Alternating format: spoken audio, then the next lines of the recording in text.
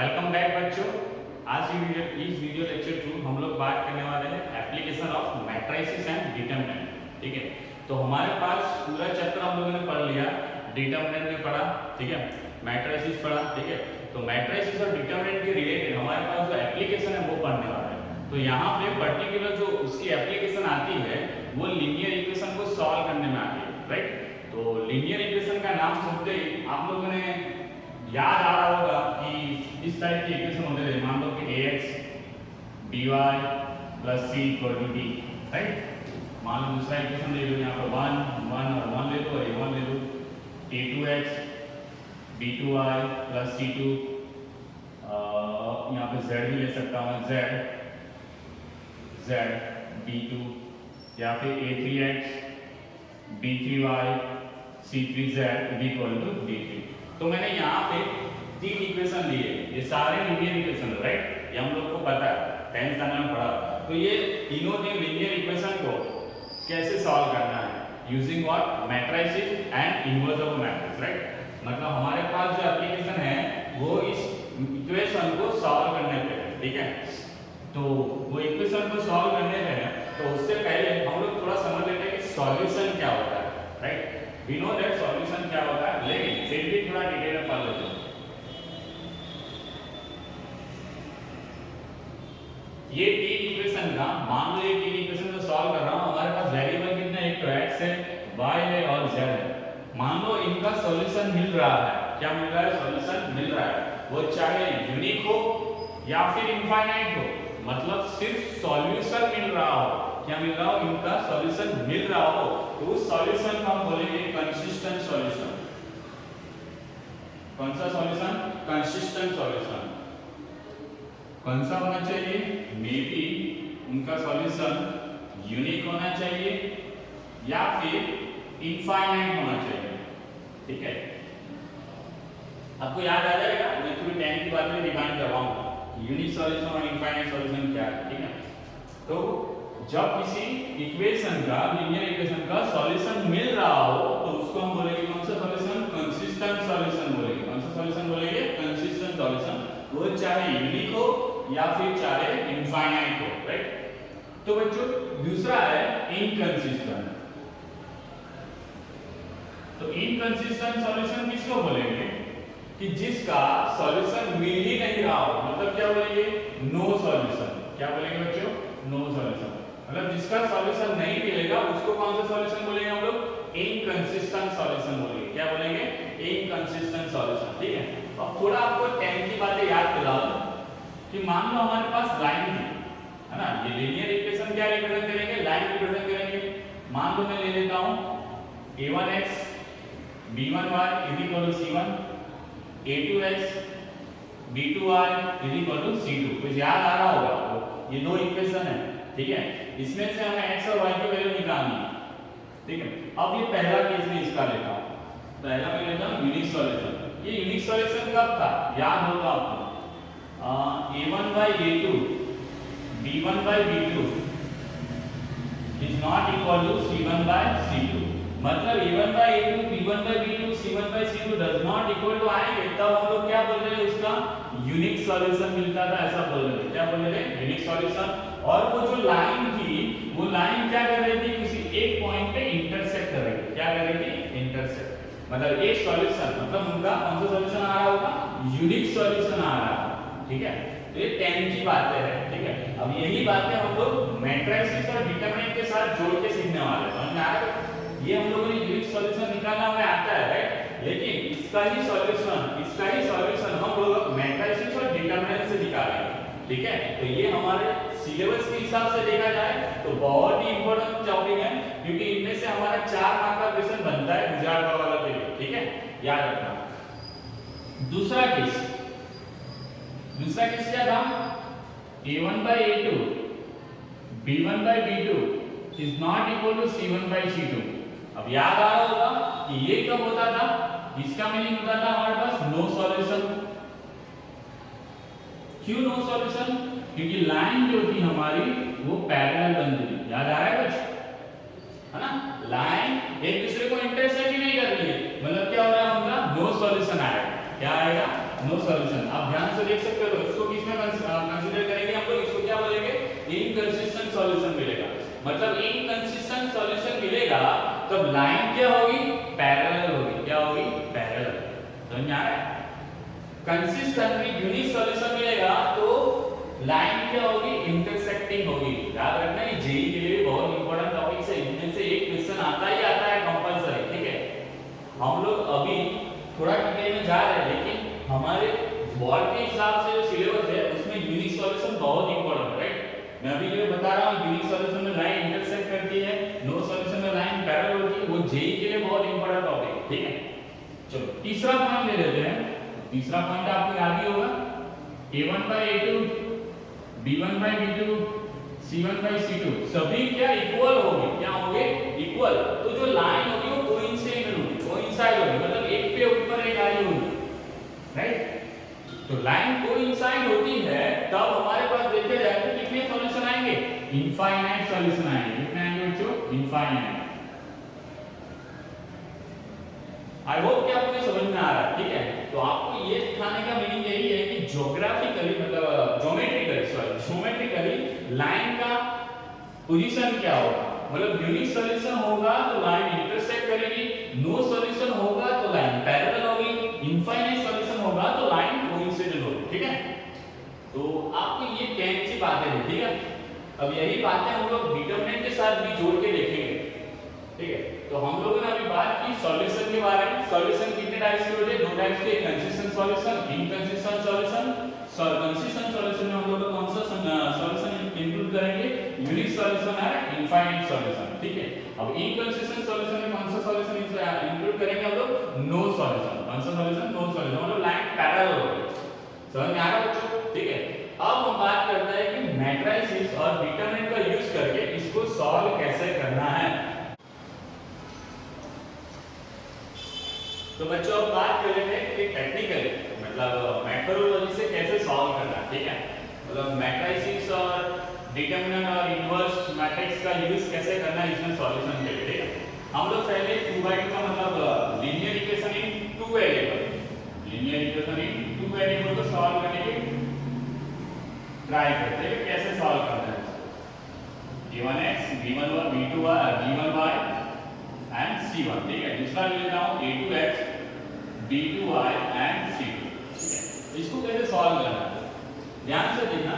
मैं यहाँ पे मैट्रिक्स बना रहा हूँ, एक तो कैपिटल ए बना रहा हूँ, उसमें जितने भी वेरिएबल है, ध्यान से देखना, जितने भी वेरिएबल है उनका कोफिशिएंट का मैट्रिक्स बनाता हूँ।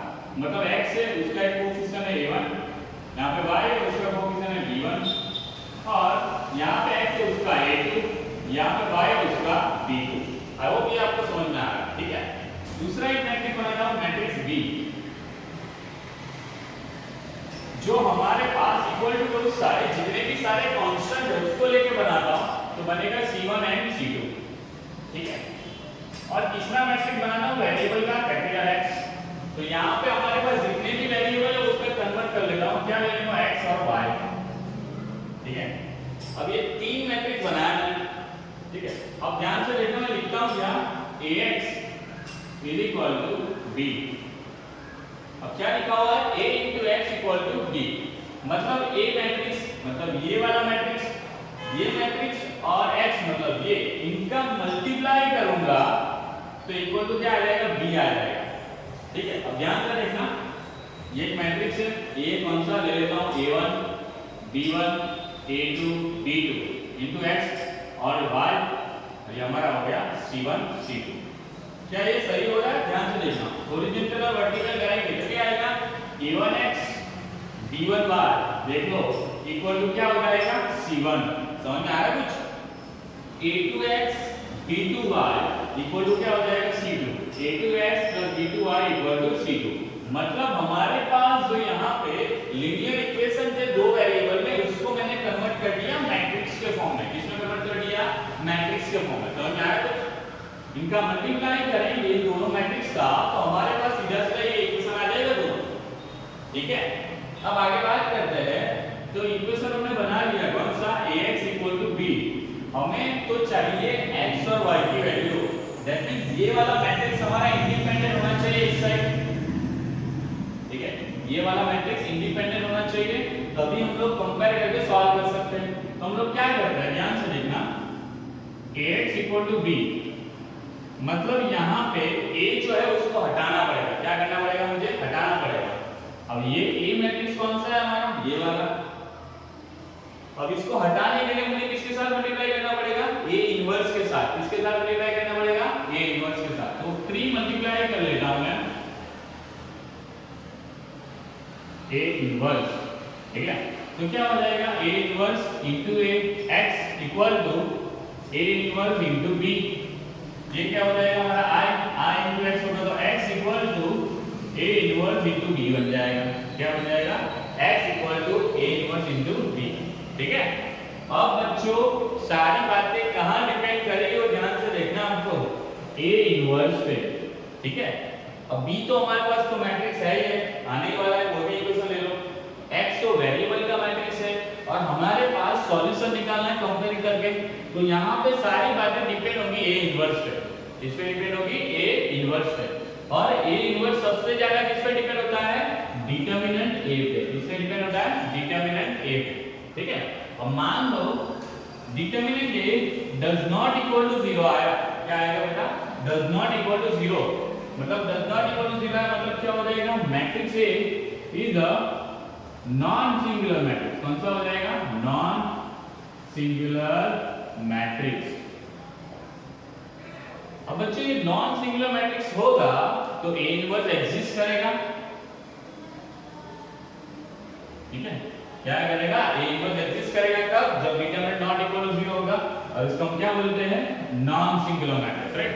मतलब A इनवर्स एग्जिस्ट करेगा तो हम लोग मल्टीप्लाई करके सॉल्व करके हम लोग x और y की वैल्यू निकाल सकते हैं, और उसको हम लोग क्या बोलेंगे, यूनिक सॉल्यूशन बोलेंगे। क्या बोलेंगे बच्चों, यूनिक सॉल्यूशन, क्योंकि हमारे पास A इनवर्स की वैल्यू आ गई है और B के साथ सीधा सीधा मल्टीप्लाई करना है और कंपेयर करके x की वैल्यू निकालनी है, x और y। तो हम लोग यहाँ पे जो सॉल्यूशन मिलेगा वो कंप्लीटली हमारे पास सॉल्यूशन आने वाला है, x की एक वैल्यू आएगी, y की भी एक वैल्यू आएगी, मतलब क्या हो जाएगा, यूनिक सॉल्यूशन आएगा। क्या आएगा बच्चों, यूनिक सॉल्यूशन। ठीक से समझा देता हूँ, ये सारी बातें डिपेंड करेगी A इनवर्स पे। A इनवर्स एग्जिस्ट होगा, कब एग्जिस्ट होगा, जब determinant does not equal to 0 होगा। अब determinant does not equal to 0 that means what, A is a non singular matrix, मतलब आपका A नॉन सिंगुलर मैट्रिक्स होगा तो A इनवर्स एग्जिस्ट होगा। A इनवर्स एग्जिस्ट होगा तो B के साथ सही से मल्टीप्लाई हो पाएगा और यहाँ पे कंपेयर कर पाएंगे, और कंपेयर करने की वजह से हमारे पास x और y की यूनिक वैल्यू आएगी। तो हम लोग बोल सकते हैं तब क्या मिलेगा, हमें यूनिक सॉल्यूशन मिलेगा। मतलब बच्चों हम लोग ध्यान में रख सकते हैं कि यूनिक सॉल्यूशन के लिए कौन सी वैल्यू जिम्मेदार है हमारे पास, जो भी मैट्रिक्स है हमारा A उसका डिटरमिनेंट नॉट इक्वल टू 0 होना चाहिए कंपलसरी। समझ में आ रहा है कुछ, क्या होना चाहिए, नॉट इक्वल टू 0, ठीक है। अब बच्चों मान लो डिटरमिनेंट इक्वल टू 0 आ गया, क्या आ गया, डिटरमिनेंट इक्वल टू 0 आ गया, मतलब क्या आ गया, A is a singular matrix. कौन सा मैट्रिक्स, सिंगुलर मैट्रिक्स। अब ये जब सिंगुलर मैट्रिक्स बनता है तो A इनवर्स एग्जिस्ट करेगा नहीं। अब A इनवर्स एग्जिस्ट नहीं करेगा तो ऐसा क्या पॉसिबिलिटी होगी, दो पॉसिबिलिटी होगी, मे बी उसका सॉल्यूशन इनफाइनाइट होगा, मे बी उसका सॉल्यूशन नो सॉल्यूशन होगा। क्या होगा बच्चों, इनफाइनाइट होगा या फिर नो सॉल्यूशन होगा। समझ आ रहा है, यहाँ पे डज नॉट इक्वल टू 0 होता है तो यूनिक सॉल्यूशन मिलते हैं, वो परफेक्ट है। लेकिन जब इक्वल टू 0 आएगा तो हमारे पास यहाँ पे इनफाइनाइट सॉल्यूशन होगा या फिर नो सॉल्यूशन आएगा, दोनों में से मुझे कुछ भी हो सकता है, राइट। तो उसके लिए हमें क्या करना पड़ेगा, एडजॉइंट A into A निकालना पड़ेगा। क्या निकालना पड़ेगा, एडजॉइंट A into A। अब adjoint A into A does not equal to 0 आया, या फिर एडजॉइंट A, ये बहुत ज्यादा आवाज कर रहा है, मतलब कोई बात नहीं, adjoint A into A equal to 0 आ गया, ठीक है। अब बच्चों ये आपको तो पता है एडजॉइंट A कैसे निकालते हैं, ठीक है, और A के साथ मल्टीप्लाई करते हैं। तो बच्चों adjoint A into A does not equal to 0 आएगा तो हमारे सॉल्यूशन मिलेगा। क्या मिलेगा? Inconsistent solution. मतलब हम बोल सकते हैं यहाँ पे नो सॉल्यूशन मिलेगा। क्या मिलेगा? नो सॉल्यूशन, क्योंकि इनकंसिस्टेंट में हम लोगों ने क्या कंसीडर किया हुआ है? No solution. ठीक है। अब जब इक्वल टू 0 आ जाएगा तो क्या मिलेगा? इनफाइनाइट भी हो सकता है और हमारे पास नो सॉल्यूशन भी हो सकता है। मतलब इन दोनों में से भी हो सकता है, गारंटी कोई नहीं। ठीक है, समझ आ रहा है? तो आपको सिर्फ फोकस कहाँ करना है?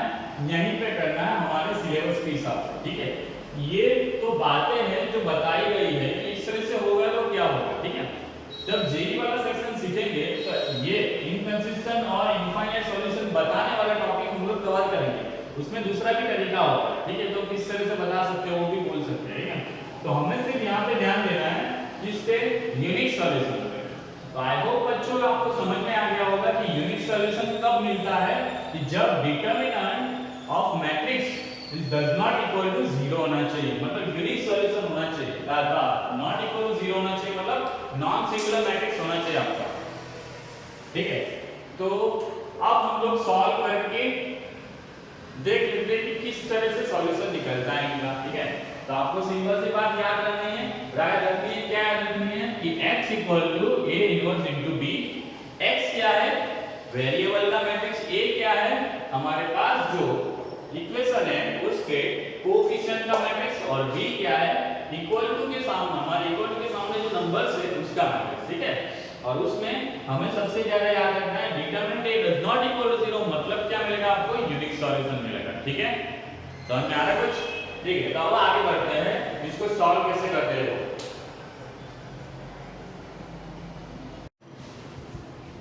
तो बच्चे यहाँ पे मैंने दो इक्वेशन ले रखे हैं। ठीक है, आपकी इंफॉर्मेशन के लिए बता दूं कि इसका सॉल्यूशन यूनिक सॉल्यूशन आएगा। वो कैसे? टेन स्टैंडर्ड वाले मेथड से बता सकते हैं हम लोग कि a1 by a2 is not equal to b1 by b2 is not equal to c1 by c2। हो रहा है यहाँ, हो रहा है कि नहीं हो रहा है? देखो 1/2 रेशियो आएगा, यहाँ पे -1/3 आएगा, यहाँ पे 3/4 आएगा, राइट?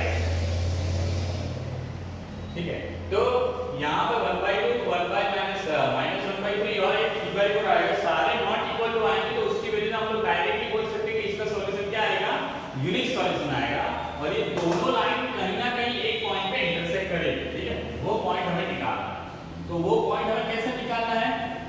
ना ही हमें एलिमिनेशन मेथड यूज करनी है, ना ही हमें वो कंसीटी हमारी क्रॉस मल्टीप्लाई वाली मेथड यूज करनी है, या फिर सब्स्टिट्यूशन मेथड यूज करनी है। हमें सिर्फ यूज करना है कौन सा? मैट्रिक्स मेथड, मतलब सिस्टम ऑफ इक्वेशन जो हम लोगों ने अभी सीखा। ठीक है, तो उसके लिए हम लोग को पहले क्या बनाना होगा? Matrix A. तो मैट्रिक्स ए कैसे बनता है? जो भी वेरिएबल है उसके कोएफिशिएंट का मैट्रिक्स बनाना है। तो क्या बनेगा? 1 2 1 -3। ठीक है, b क्या बनेगा हमारे पास? 3 and 4। ठीक है, x क्या बनेगा हमारे पास? Small x and y। बन गया? अब क्या चेक करना है हमें मेथड के हिसाब से? x equal to a inverse into b। Now determinant a, determinant a जब तक नहीं निकालोगे तब तक आगे नहीं कर पाएंगे। ठीक है, तो डिटरमिनेंट ऑफ a निकाल लेते हैं 1 1 2 -3। तो ये क्या हो जाएगा? -3 और -2 तो कितना आया? -5 डज नॉट इक्वल टू 0। मतलब a इनवर्स एग्जिस्ट होगा। ठीक है, a इनवर्स एग्जिस्ट। ठीक है, तब a इनवर्स एग्जिस्ट है तो पहले a इनवर्स निकाल लेते हैं। a इनवर्स जैसे आ जाए उसमें रख देंगे तो हमारा काम बन जाएगा। ठीक है, अब इनवर्स के लिए फॉर्मूला कौन सा लगाना है? 1 upon determinant a into adjoint a। याद आ रहा है बच्चों? अभी सीखा हम लोगों ने। ठीक है, तो डिटरमिनेंट a तो हमने निकाल लिया, अब निकालना सिर्फ एडजॉइंट है। ठीक है, अब ये 2/2 का मैट्रिक्स है, उसका एडजॉइंट निकालना तो हमारे लिए डायरेक्ट का खेल है। तो क्या हो जाएगा? Adjoint a, here adjoint a equal to क्या होगा? जो मैट्रिक्स में लैंड करता हुआ डायगोनल है वहां पे आपको क्या करना है? Place change. तो ये -3 and 1। और जो टेक ऑफ करता हुआ डायगोनल है वहां पे आपको साइन चेंज करना है। तो -1 और ये -2। तो ये आपका एडजॉइंट ए भी आ गया। तो now a inverse will be what? 1 upon -5 and -3 -1 -2 1। समझ में आ रहा है कुछ? ठीक है, अब ये इक्वेशन यूज करते हैं। तो now x equal to a inverse into b। तो a इनवर्स में तो हमारे पास कितना है 1/-5 और -3 -1 -2 1, ये हमारा एलजॉइड है। और b क्या है हमारे पास 3 and 4 और x क्या है हमारे पास x and y। समझ रहे हो? अब क्या करना है, सिंपल इनका मल्टीप्लाई कर देना। ठीक है, याद रखना बच्चों, यहाँ पे जो भी कांस्टेंट नंबर आएगा उसको बाहर ही रहने दो, बिकॉज ऑफ कि आपकी कैलकुलेशन इजी हो जाए। अब यहाँ पे मल्टीप्लाई करो, उसके बाद 1/5 को जो करना है कर लो। ठीक है, तो कर लेते हैं। कैसे करेंगे, हॉरिजॉन्टल एंड वर्टिकल। 3 3 -9, यहाँ पे ये -4, यहाँ पे ये क्या हो जाएगा -6 और ये क्या हो जाएगा +4। चलो, तो ये क्या हो गया -1/5 और ये क्या हो जाएगा -13 और ये क्या हो जाएगा हमारा -2। तो ये x एंड y। तो हमारे पास x कितना निकल के आएगा, थोड़ा लिख लेते हैं और एक स्टेप, कोई दिक्कत नहीं। ये मल्टीप्लाई कर लेता हूँ -1/5 तो कितना आ जाएगा 13/5 और ये क्या हो जाएगा 2/5। तो by comparing x equal to कितना आ जाएगा 13/5 एंड y इक्वल टू कितना आ गया हमारे पास 2/5। ठीक है बच्चों, समझ में आ रहा है कुछ? अब ध्यान से देखो, यहाँ पे डिटरमिनेंट नॉट इक्वल टू 0 आया कब, मतलब ये तरीके से भी हम लोग डायरेक्टली बोल सकते हैं कि यूनिक सॉल्यूशन आएगा कि नहीं आएगा। ठीक है, तो ये वाली मेथड आपको याद रखनी है कब, जब लीनियर इक्वेशन इन 2 वेरिएबल। ठीक है, कितना वेरिएबल हो 2 वेरिएबल, 3 वेरिएबल में ये मेथड एप्लीकेबल नहीं लग पाए। समझ में आ रहा है कुछ? तो आई होप बच्चों कि आपको क्वेश्चन समझ में आया होगा कि किस तरह से हमें सॉल्यूशन निकालना है। पूरी मेथड आपको समझ आई है, फिर से एक बार समझा देता हूं। मैट्रिक्स बनाना है, सारे इक्वेशन में वैल्यू डाल देनी है, पहले डिटरमिनेंट निकालना है, डिटरमिनेंट नॉट इक्वल टू 0 है तभी आगे बढ़ना है, नहीं आए तो रुक जाना है। समझ में आ रहा है कुछ? ये सारी प्रॉपर्टी। ठीक है, अब हम लोग सॉल्व कर लेंगे 3/3 का। मतलब हम क्या करेंगे, 3/3 का मतलब क्या हो जाएगा कि हमारे पास लीनियर इक्वेशन इन 3 वेरिएबल होगा तो उसका सॉल्यूशन कितना बड़ा और किस तरह से निकलता है। ठीक है, सबसे ज्यादा वही क्वेश्चन आपके आता है 4 मार्क का। ठीक है, कौन सा, मतलब लीनियर इक्वेशन 3 वेरिएबल हो तो उसको कैसे सॉल्व करना, वो आपका क्वेश्चन 4 मार्क के लिए आता है। राइट, ये क्वेश्चन पूछा जाए तो एमसीक्यू में पूछ सकते हैं क्योंकि हमको इसको सॉल्व करना आता है लीनियर इक्वेशन। अब यहाँ पे एमसीक्यू में पूछा होता तो मैं इतनी बड़ी मेहनत नहीं करता, डायरेक्ट एलिमिनेशन मेथड यूज करके सॉल्व कर लेता। समझ में आ रहा है कुछ? ठीक है, फाइन। तो अब बात करते हैं लीनियर इक्वेशन एंड 3 वेरिएबल को कैसे सॉल्व करके डिटरमिनेंट का यूज करके। ठीक है,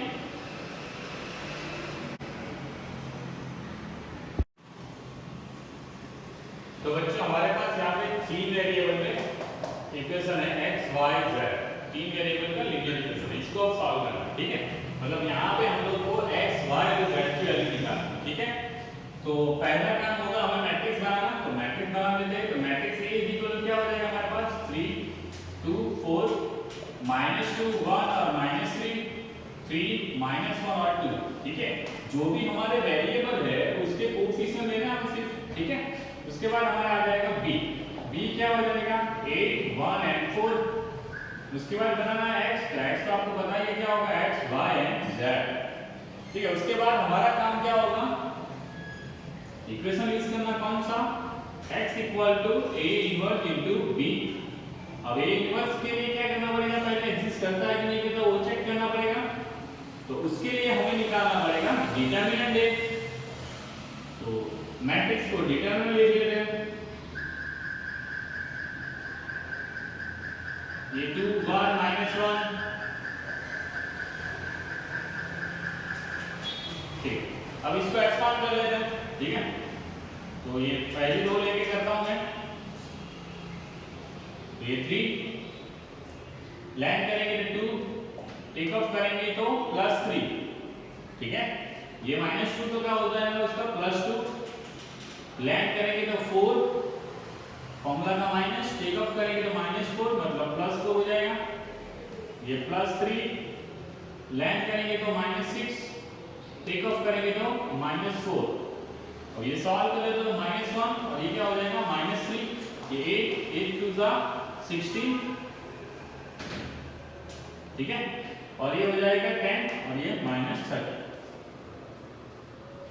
तो वही सब हमारे पास क्या आ जाएगा, ये -33 मान लो 6 से निकाल लिया यहाँ से, तो -14 आ जाएगा, -3 -14, तो हमारे पास आएगा -70 डज नॉट इक्वल टू 0। मतलब ये नॉट इक्वल टू 0 आया, मतलब क्या हो जाएगा कि A is a non singular matrix, मतलब हमारे पास इन्वर्स एग्जिस्ट करेगा। सो A इन्वर्स इज एग्जिस्ट। अब A इन्वर्स एग्जिस्ट करता है तो A इन्वर्स निकाल लेते हैं। तो A इन्वर्स इक्वल क्या हो जाएगा, 1 अपन determinant A into adjoint A होगा। डिटरमिनेंट A तो हम लोगों ने निकाल लिया -70। अब क्या निकालना है हमें, एडजॉइंट A निकालना। क्या निकालना है, एडजॉइंट A, ठीक है।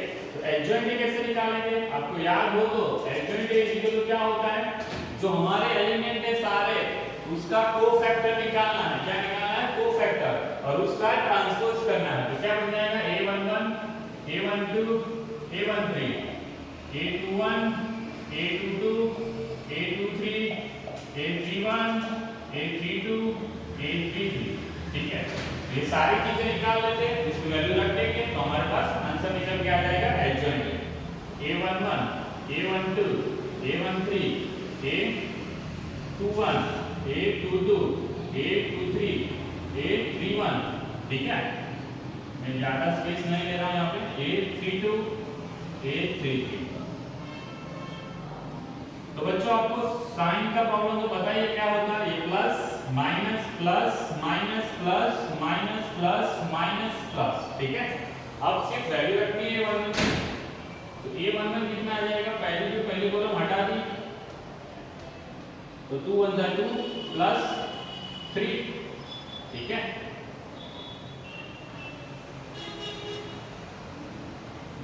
2 1 जा 2 और ये प्लस 3, लेकिन बीच में माइनस है तो क्या आ जाएगा, 2 - 3 मतलब क्या हो जाएगा, -1। अब बात करते हैं A12, दूसरी कॉलम, ठीक है। तो क्या आएगा 4 और ये +4 मतलब 8 आ जाएगा। क्या आ जाएगा, 8। चलो A13 पहली रो तीसरी कॉलम, तो क्या आ जाएगा, ये -6 और ये -4 मतलब -10, ठीक है। चलो अब बात कर लेते हैं A21 क्या होगा, सेकंड रो और फर्स्ट कॉलम, तो ये क्या हो जाएगा -4 और -9, लेकिन बीच में फॉर्मूला था माइनस, तो -9 ठीक है। तो ये 5 और ये माइनस का मतलब क्या हो जाएगा, -5। समझ में आ रहा है। चलो अब बात कर लेते हैं A22, तो सेकंड रो सेकंड कॉलम, ये 6 और ये -12, तो 6 - 12 कितना आ जाएगा, -6। अब A23 second row third column, तो क्या हो जाएगा, -9 + 8, -9 + 8, क्योंकि ये 4 टू द -8 आएगा, फॉर्मूला का माइनस मतलब +8 हो जाएगा, ठीक है। ये 3 टू द -9, समझ में आ रहा है। Okay, second row third column, ठीक है। तो ये कितना आ जाएगा, -1 और ये +1। अब A31 कैसे निकालेंगे, थर्ड रो और फर्स्ट कॉलम, तो क्या करेंगे, लेट करेंगे 2 और ये -3, तो 2 - 3 कितना होगा, -1। A32 मतलब third row and second column, तो ये -3 और ये 6, -3 - 6, ठीक है। तो कितना आएगा, ये +9 हो जाएगा। A33 मतलब थर्ड रो थर्ड कॉलम, तो कितना होगा, ये 3 और ये +4, 3 + 4, तो कितना हो जाएगा, 7। तो हमारे पास एडजॉइंट के सारे कोफैक्टर की वैल्यू आ गई, अब वैल्यू रख देते हैं यहाँ पे। तो फाइनली A इनवर्स क्या निकल के आएगा, 1/70, वो भी कौन सा वाला है, -70। डिटरमिनेंट की वैल्यू डाल देते हैं यहाँ पे। अब एडजॉइंट की वैल्यू डाल देता हूँ, तो A11 हमारा आएगा -1 -8 -10 -5 -6 1 -1 9 और ये 7, ठीक है। थोड़ा चेक कर रहा था कि वीडियो चल रहा है कि नहीं चल रहा है। कभी कभार ऐसा होता है कि हम लोग पूरा न्यूमेरिकल सुन रहा है लेकिन पता चलता है कि वीडियो तो चालू ही नहीं हुआ, ठीक है। तो इसलिए चेक कर रहा था। तो A इक्वल आ चुका हमारा, डिटरमिनेंट आ चुका, तो बस अब इस इक्वेशन का यूज करें। तो x = A इनवर्स * B, तो ये -1/7 बाहर लिखूंगा, ये -1 -8 -10 -5 -6 1 -1 9 और ये 7, ठीक है। और इनटू b करेंगे तो b हमारे पास क्या है 8 1 4 वाला कॉलम मैट्रिक्स है 8 1 and 4।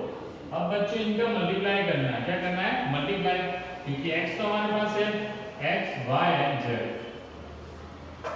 थोड़ा सही से लिखिए x y and z, ठीक है।